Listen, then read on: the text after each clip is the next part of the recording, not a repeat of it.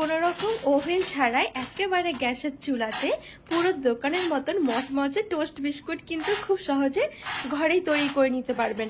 শুধুমাত্র হাতের কাছে 10 টাকা দামের সুজির প্যাকেট থাকলেই হয়ে যাবে।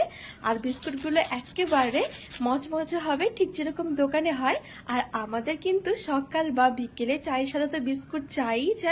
আর সেই বিস্কুট যদি হয় নিজের হাতে তৈরি করা আর এরকম মচমচে, তাহলে তো পুরো জমেই যাবে। খুবই সহজ বন্ধুরা, একবার দেখলেই কিন্তু আপনারা যে কেউ তৈরি করে নিতে পারবেন, বানিয়ে কিন্তু ভয়ামের মধ্যে ভরে রেখেও খেতে পারবেন। অনেক প্রতিদিনের মতো আরো একটা দারুণ রেসিপি নিয়ে হাজির হয়ে গেছে। আজকে আমি আপনাদেরকে টোস্ট বিস্কুট বানিয়ে দেখাবো। খুবই সহজ বানানো, হাতের কাছে শুধুমাত্র সুজি থাকলে কিন্তু ঝটপট তৈরি করে নিতে পারবেন। দোকান থেকে না কিনে এভাবে একেবারে ঘরোয়া পদ্ধতিতে বিস্কুট বানিয়ে অনেকদিন পর্যন্ত কিন্তু রেখেও খেতে পারবেন। আর আমাদের তো বিস্কুট না হলে চলেই না, সকাল বিকেল চায়ের সাথে বিস্কুট চাই। তো খুবই সহজ পদ্ধতিতে কিন্তু এরকম টোস্ট বিস্কুট বানিয়ে নিতে পারেন, যে আমরা যেগুলো বলি রাস্ক বিস্কুট, ঠিক সেইগুলো তৈরি করে দেখাবো। তো বন্ধুরা চলুন, আশা করছি ভিডিওটা পছন্দ হবে। তো পুরো ভিডিওটা না যেতে শেষ করে দেখার অনুরোধ রইল। তো সবার প্রথমে আমি এখানে একটা মিক্সির জার নিয়েছি। তো আজকে টোস্ট বিস্কুটটা আমি তৈরি করব শুধুমাত্র সুজি দিয়ে। তো এখানে আমি 200 গ্রাম সুজি নিয়েছি, আর এই সুজিটাকে একটু গুঁড়ো করে নেব। এই সুজিটা আমি মিক্সির জারের মধ্যে নিয়ে নিচ্ছি। এবারে আমি এখানে নিয়ে নেব চিনি, আর এখানে চিনিটা আমি সুজির সাথে একসাথে গুঁড়ো করে নেব, তাহলে কিন্তু কাজটা খুবই সহজ হয়ে যাবে। তো চিনিটা কিন্তু আমি এখানে যতটা সুজি, মানে সুজির 3 ভাগের 1 ভাগ নিয়েছি চিনি। চিনিটা কিন্তু খুব বেশি একটা হলে ভালো লাগে না বিস্কুটের মধ্যে। তো এবার আমি চিনিটা সুজির মধ্যে নিয়ে নেব। চাইলে কিন্তু মিষ্টিটা কম বেশি বাড়িয়ে নেওয়া যাবে। এবারে মিক্সির ঢাকনা লাগিয়ে আমি একটু গুঁড়ো করে নেব।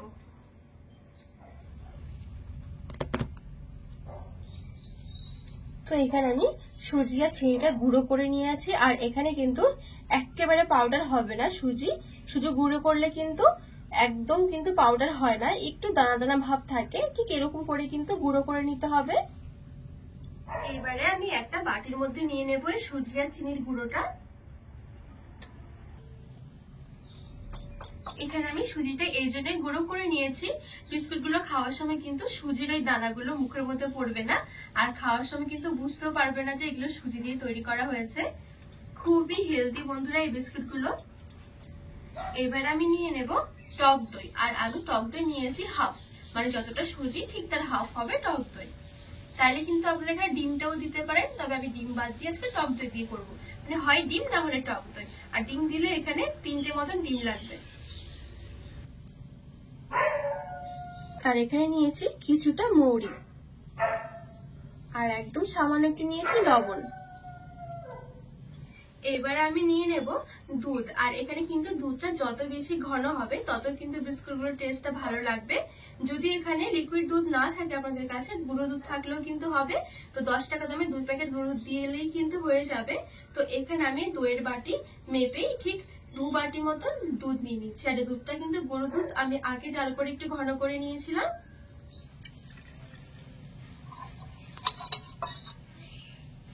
আর এই দুধটা কিন্তু গরম নয়, নরমালি আছে।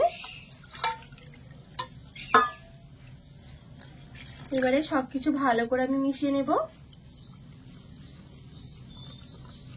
আর এখানে কিন্তু লিকুইড দুধটা আমি যতটা সুজি নিয়েছিলাম তার থেকে একটু কম নিয়েছি, মানে 1 কাপ সুজির জন্য ঠিক 1 কাপের থেকে একটু কম কিন্তু লিকুইড দুধ নিলে হয়ে যাবে। তো এখানে আমি সবকিছু ভালো করে মিশিয়ে নিয়েছি। আর এই দেখুন এখন কিন্তু একটু পাতলা আছে, কিছুক্ষণ পর কিন্তু এটা ফুলে যাবে, মানে আরো শুকিয়ে যাবে, যেহেতু সুজি জল পেলে একটু ফুলে যায়। তো এইবারে ঢাকা চাপা দিয়ে আমি ঠিক 5 মিনিটের জন্য ঢেকে রেখে দেবো। তো এখানে 5 মিনিটের মতন হয়ে গেছে, আমি এটা রেস্টে রেখে দিয়েছিলাম। আর এই দেখুন এখন কতটা ঘন হয়ে গেছে। একটু ঘনই রাখতে হবে, যেহেতু আমি এখানে কোনো রকম আটা ময়দা দিইনি। সুজিতে যে একটা বাইন্ডিং করার জন্য সেরকম কিন্তু আমি কিছুটাই দিইনি, তো সেই জন্য একটুখানি ঘন রাখতে হবে এই গোলাটা।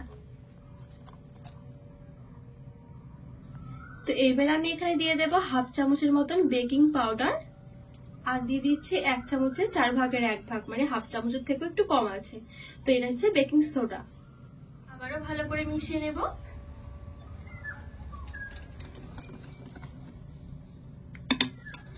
তো এখানে আমি খুব সুন্দর করে মিশিয়ে নিয়েছি। আর এই দেখুন কতটা হালকা হয়ে গেছে আর কতটা ফুলে উঠেছে।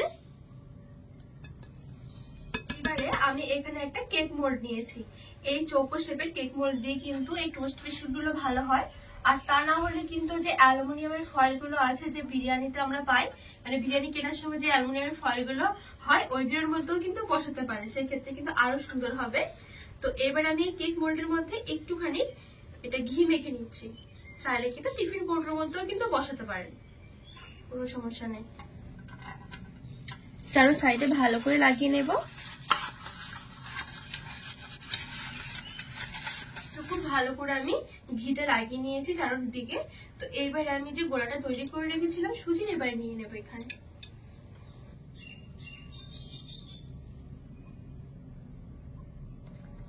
তো এখানে সবটুকু নিয়ে নিয়েছি। এবারে একটুখানি এরকম ঝাঁকিয়ে নেব, তাহলে কি হবে, ভেতরে যদি হাওয়া থাকে তাহলে বেরিয়ে পড়বে। এবারে এখানে আমি একটা কড়াই বসিয়ে দিয়েছি, আর কড়াইয়ের মধ্যে একটা স্ট্যান্ডও বসিয়ে দিলাম। এবারে ঢাকা চাপা দিয়ে না আমি কড়াইটাকে খুব ভালো করে গরম করে নেব। তো এখানে আমি কড়াইটা ভালো করে গরম করে নিয়েছি।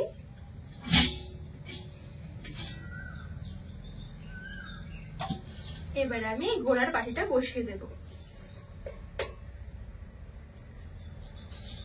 আবার ঢাকা চাপা দিয়ে আমি রেখে দেব ঠিক 30 মিনিটের জন্য। একদমই হালকা আঁচে রাখতে হবে। তো 30 মিনিট পর দেখাচ্ছি কেমন হয়েছে। তো এখানে কিন্তু আমার 30 মিনিট মতন হয়ে গেছে, আর এই দেখুন কতটা সুন্দর লাগছে। আর উপরেরটা কিন্তু খুব সুন্দরভাবে শুকিয়ে গেছে, তার মানে আমার একেবারে রেডি হয়ে গেছে। আর তার আগে কিন্তু অবশ্যই এভাবে একটা কাঠি দিয়ে চেক করে নেবেন। যদি কাঠির গায়ে লেগে থাকে তাহলে আরো কিছুক্ষণ রান্না করে নিতে হবে, আর এরকম না লেগে থাকলে একেবারে রেডি হয়ে গেছে। তো এবার আমি এটা ভালো করে ঠান্ডা করে নেব। এখানে কিন্তু আমার 30 মিনিটের মধ্যে কিন্তু এটা খুব সুন্দরভাবে হয়ে গেছে। তো এখানে আমি খুব ভালোভাবে ঠান্ডা করে নিয়েছি এটা। আর এই দেখুন ঠান্ডা করার সঙ্গে সঙ্গে কিন্তু সাইডগুলো খুব সুন্দরভাবে ছেড়ে এসেছে। তো এবারে একটা ছুরি দিয়ে এই সাইডগুলো আরেকটুখানি আমি খুব সুন্দর করে ছাড়িয়ে নেব, তাহলে খুব সুন্দরভাবে কিন্তু বেরিয়ে আসবে, কোনো অসুবিধা হবে না। এবারে একটা উপরে থালা চাপিয়ে দিলাম, এবারে উল্টে নেব।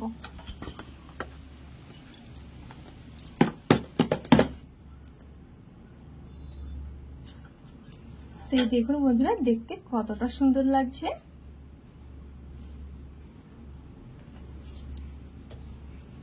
এবারে আমি এটা দুভাগে ভাগ করে নেব, ঠিক মাঝখান দিয়ে কেটে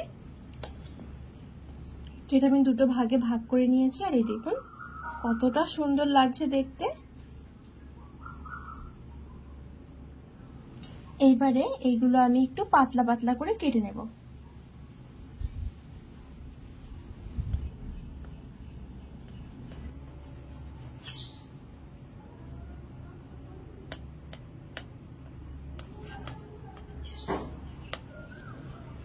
তো এখানে আমি খুব সুন্দর করে পাতলা পাতলা করে কেটে নিয়েছি। যত এরকম পাতলা করা হবে তত তাড়াতাড়ি কিন্তু বিস্কুটগুলো আমাদের হয়ে যাবে আর অনেক বেশি মুচমুচে হবে। তো এখানে আমি খুব সুন্দর করে সবগুলো দেখুন এরকম পাতলা পাতলা করে কেটে নিয়েছি। তো গ্যাসের উপরে এই কড়াইটা আমি আবারও গরম করে নেব।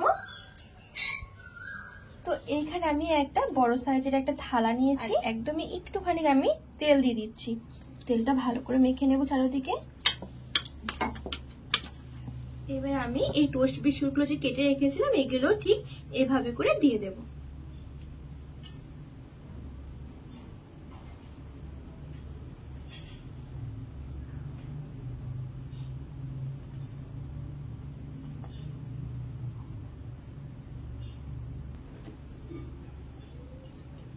বন্ধুরা এই দেখুন আমি এখানে থালাটার মধ্যে টোস্ট বিস্কুট গুলো ঠিক এরকম করে সাজিয়ে নিয়েছি। তো কড়াইটা ভালো করে গরম হয়ে গেলে আমি থালাটা এভাবে চাপিয়ে দিচ্ছি। এইবারে ঢাকা দিয়ে আমি 10 থেকে 15 মিনিটের জন্য হালকা আছে ঢেকে রেখে দেবো। তো এখানে ঠিক আমি 15 মিনিটের মতন আমি ঢেকে রেখে দিয়েছিলাম। আর এই দেখুন নিচের দিকটা কিন্তু খুব সুন্দর একটা কালার আসতে শুরু করে দিয়েছে। তো এবার আমি সবগুলো এভাবে উল্টে দেব, উল্টে ওই পিঠটাও আবার এরকম করে আমি সেঁকে নেব। চাইলে কিন্তু এটা না ওই যে তাওয়া আছে তাওয়ার মধ্যেও কিন্তু এটা উল্টে পাল্টে লাল করে ভেজে নিতে পারেন হালকা আছে, সেক্ষেত্রেও কিন্তু অনেক সুবিধা হবে।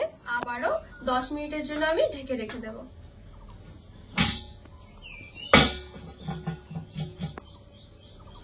তো এইখানে আরো 10 মিনিটের মতন হয়ে গেছে।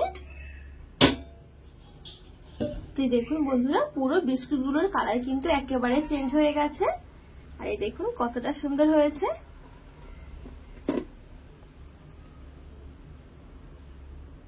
আর এখন কিন্তু এই বিস্কুটগুলো অনেকটাই গরম আছে, সেই জন্য একটু নরম থাকবে।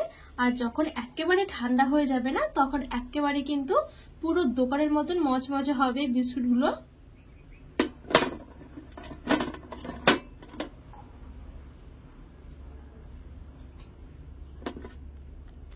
দেখুন কত সুন্দর হয়েছে। তো এখানে সব বিস্কুটগুলোর খুব সুন্দর একটা কালার এসে গেছে। এর থেকে বেশি কালার করে চাইলে তাহলে আরো কিছুক্ষণ এভাবে ঢেকে রেখে দিতে হবে। তো এইবার আমি এই বিস্কুটগুলো খুব সুন্দরভাবে ঠান্ডা করে নেব। তো এখানে সব বিস্কুটগুলো আমি তৈরি করে খুব ভালো করে ঠান্ডা করে নিয়েছি। আর এই দেখুন এখন কতটা মচমচে হয়েছে। যত বেশি ঠান্ডা হতে যাবে তত সুন্দর কিন্তু মচমচে হতে থাকবে। আর এই দেখুন এবারে একটা আপনাদেরকে বিস্কুট ভেঙে দেখাচ্ছি যে কতটা সুন্দর হয়েছে। এইভাবে একবার বিস্কুট বানানো শিখে গেলে আপনাদের কিন্তু আর দোকান থেকে কিনে খেতে হবে না। কোনো রকম ওভেন ছাড়াই কিন্তু গ্যাসের চুলাতে এরকম মচমচে বিস্কুট তৈরি করে নিতে পারবেন। খেতে খুবই ভালো হয়। তো বন্ধুরা, আজকে টোস্ট বিস্কুটের রেসিপিটি কেমন লেগেছে অবশ্যই কিন্তু কমেন্ট করে জানাবেন। আর আপনারা কিন্তু বাড়িতে অবশ্যই এভাবে একবার বানিয়ে দেখবেন, খুবই সুন্দর হয়। তো রেসিপিটি ভালো লাগলে চ্যানেলটিকে সাবস্ক্রাইব করে পাশে থাকা অনুরোধ রইল।